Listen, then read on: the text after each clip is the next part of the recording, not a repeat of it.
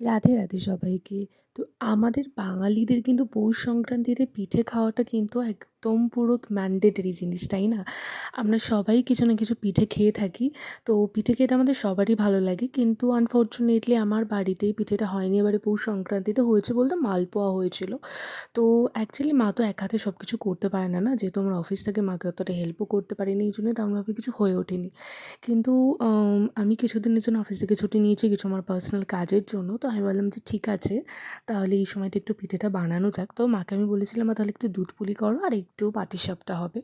তো সেই মতন মা দুধ এনেছিল, দুধটা গরম করতে প্রথমে বসিয়ে দিয়েছিল। আর এটা হচ্ছে বুধবার দিন রাতের বেলা।